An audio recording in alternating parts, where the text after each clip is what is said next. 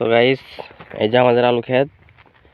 তো আমাদের আলু মাশাআল্লাহ অনেক জ্বালাইছে, মানে গজাইছে আর কি। 4 ভাগের 2 ভাগ জ্বালাইছে আর কি, মোটামুটি আর কি সবটাই জ্বালাইছে। তো দেখি আল্লাহর রহমতে কেমন ফসল হয় জানি না। তো অনেক মানে প্রচুর ভুট্টা এবারে, মানে আমাদের এলাকায় প্রচুর ভুট্টার আবাদ করা হয়েছে এবং আলু, ধান চাষ খুব কম করা হয়েছে। আমাদের আলু ক্ষেত মাশাআল্লাহ ভালোই আছে বর্তমানে। তো দেখি ভবিষ্যতে কিরকম ফলন হয়। এই যে ভুট্টা ক্ষেত, অন্যজনা ভুট্টা আবাদ করছে, অনেকেই আলু লাগাইছে, মানে আলু আর ভুট্টা এই বছর প্রচুর প্রচুর আর কি।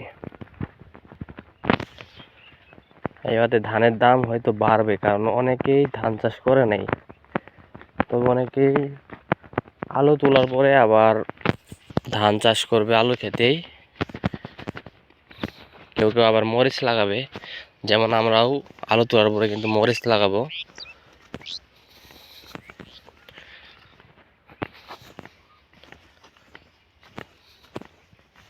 আমাদের সামনে কিন্তু কফি লাগানো হয়েছে। কফি কিন্তু একটি সুস্বাদু সবজি।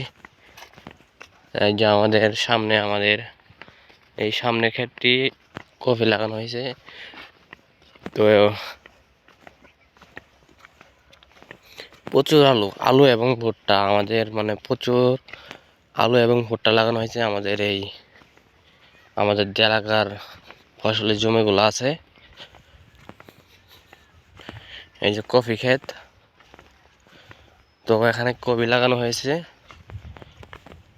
মাশাআল্লাহ গাছগুলো সুন্দরই আছে।